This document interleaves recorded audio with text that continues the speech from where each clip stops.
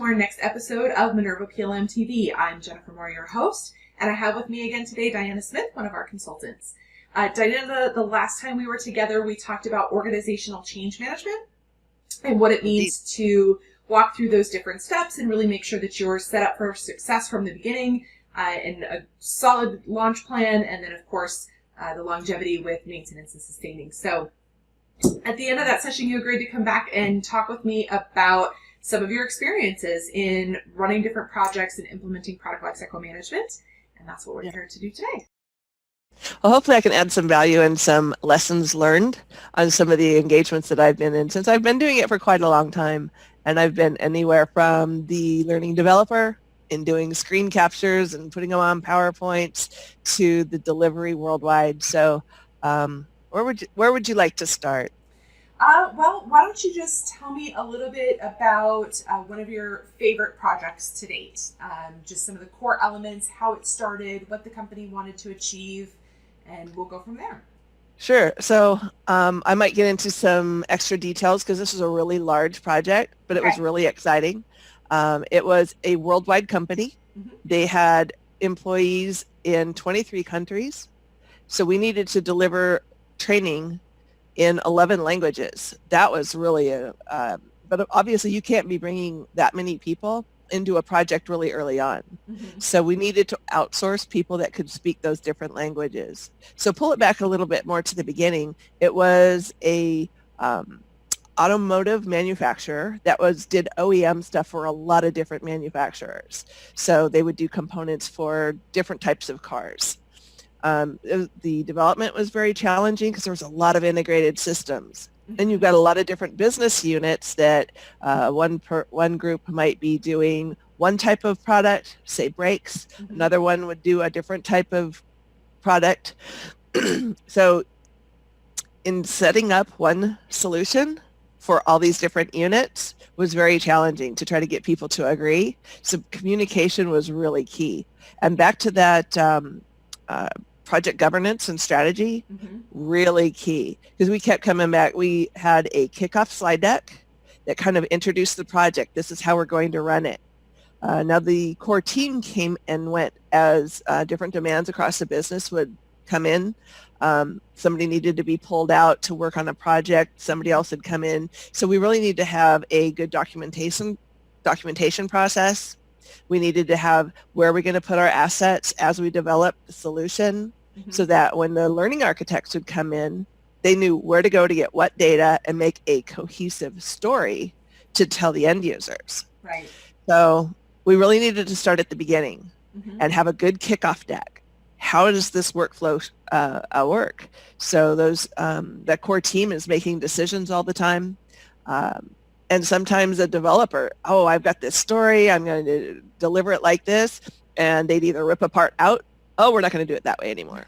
So are you going to redo it? Probably not. So let's just sketch what are our top topics that we need to deliver to the end users. What are the big impact things like change management, project management? How are we going to do with sourcing, external communication? How are we going to deal with getting CAD data from another vendor and put it into our system, mm-hmm. and send our CAD data to a manufacturer to manufacture those parts?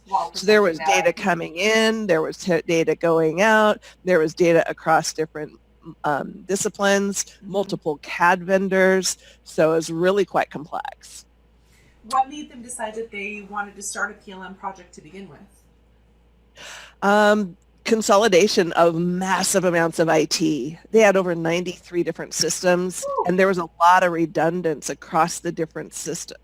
Mm-hmm. So they wanted to be able to empower their company to be able to say, you know what, if I want to move from this division over to that division, I don't want to relearn my job. Mm-hmm. I would like to know that we have a standard set of tools across the company with a standard process. So that was their goal. Reduce the IT overhead, reduce the number of tools, because each one of those had licenses, and you know how long those things can take. So if you consolidate the number of systems that you have a standard set of processes with documentation, it's going to really empower your workforce to be able to move through their career and stay with your company, mm-hmm. and be able to yeah, reduce overhead.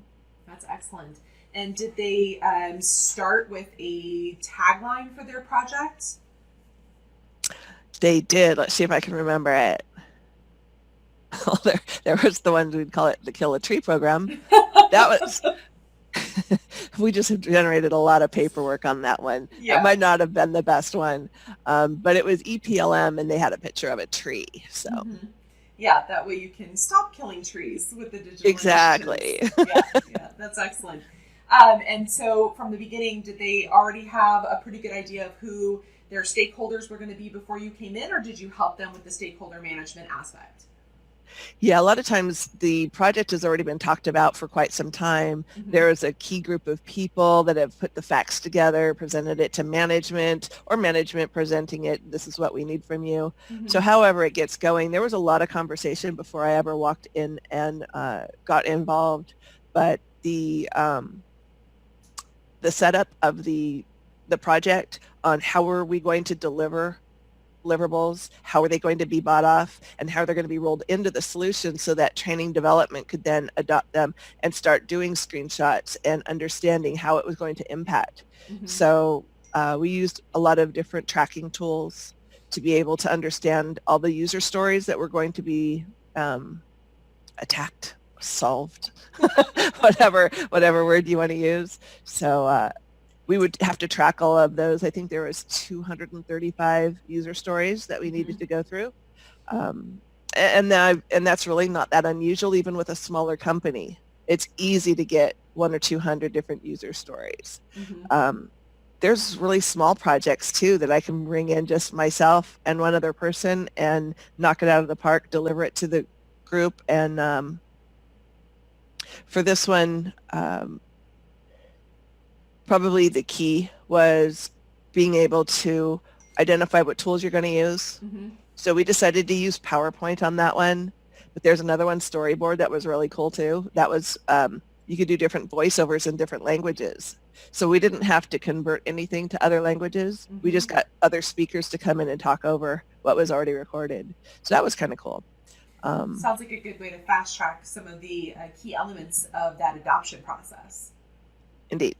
Excellent. And it sounds like they probably had a pretty good idea of what they were going to do in terms of, will it be an agile project? Obviously it had to be in order to be able to, deliver some value rapidly and not wait until all 23 countries could use it at the same time.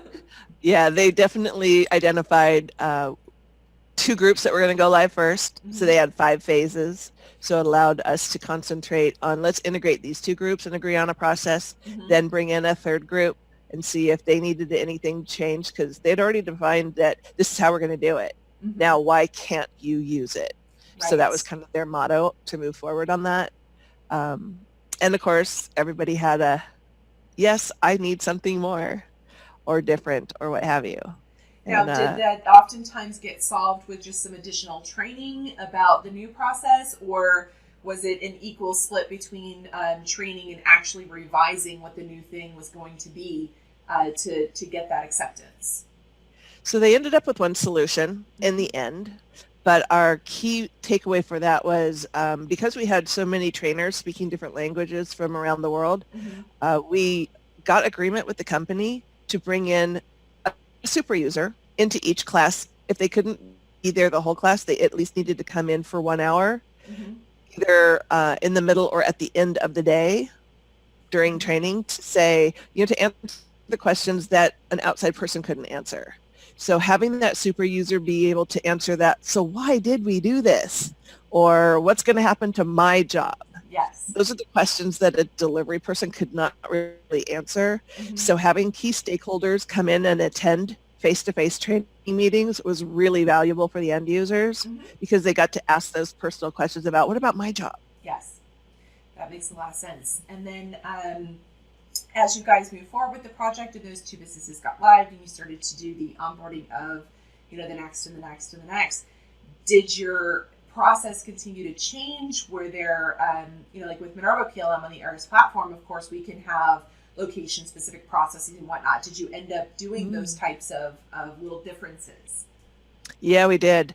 We got to get the different business units to hand out printouts for their specific process. Okay. So a lot of the workflows tended to be a bit generic, and they gave you opportunities to choose multiple paths because some businesses didn't want so much elaborate.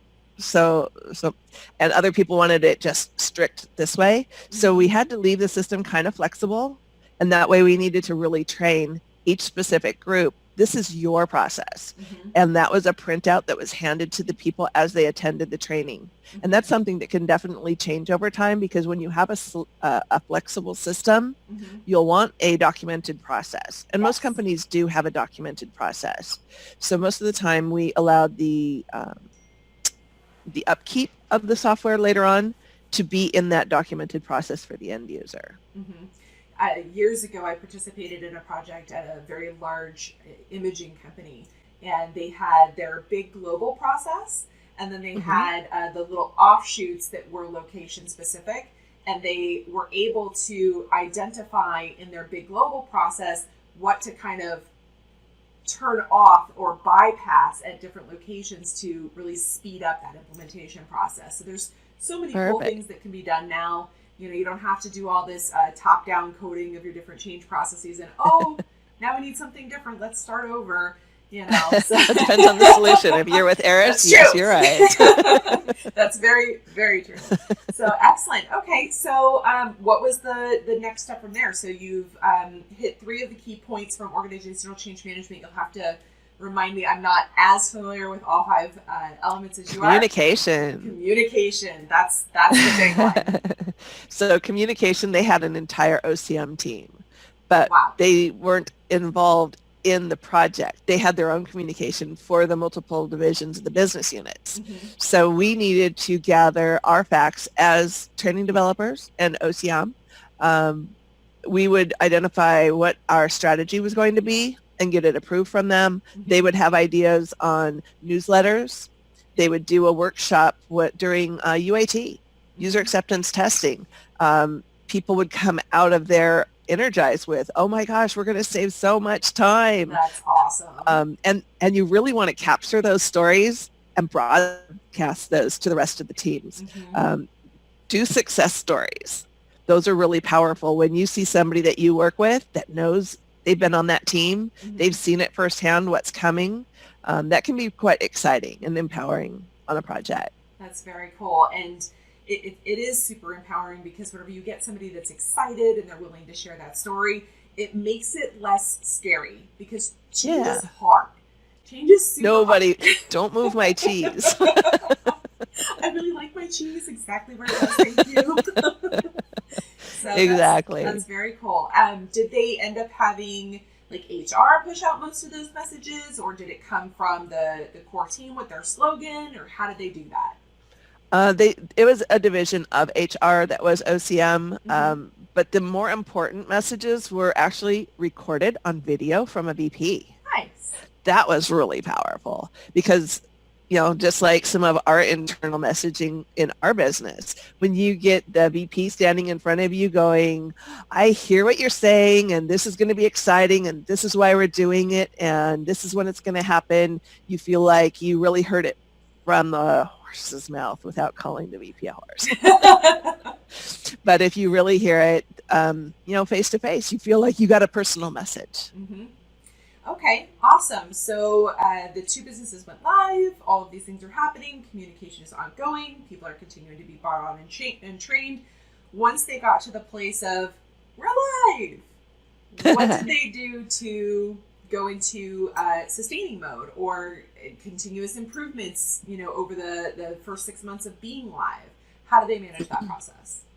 Well, that's a little harder for me to talk to, since as a consultant, once they go live, I typically roll off the job. Okay.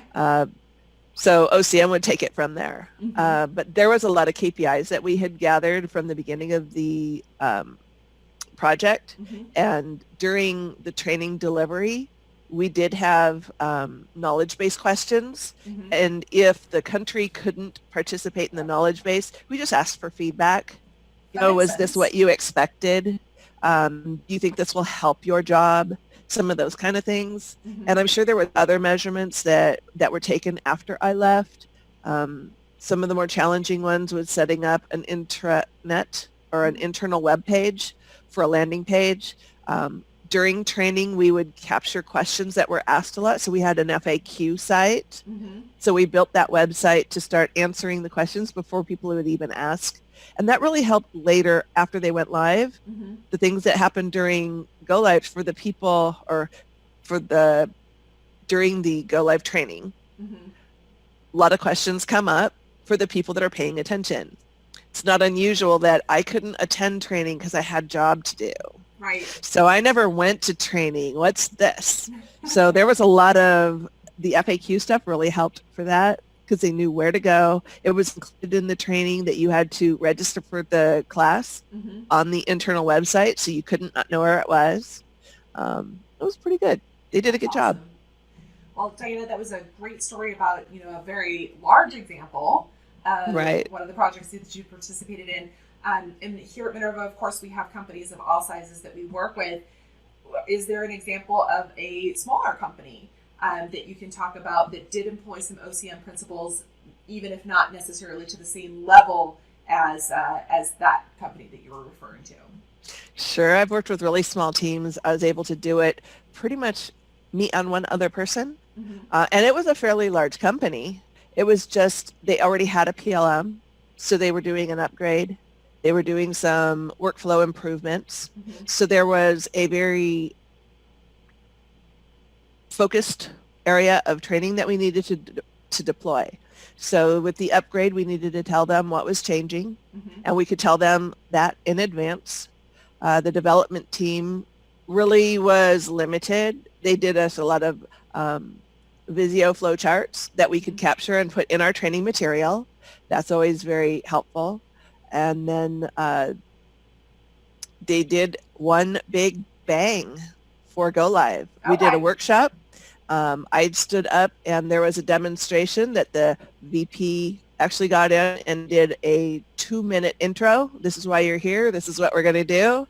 She's going to show you. Ready, set, go. And I demoed it for 10, 15 minutes. These are the key areas that are changing for you. And people came in. I think we had 200 people in the room 4 times.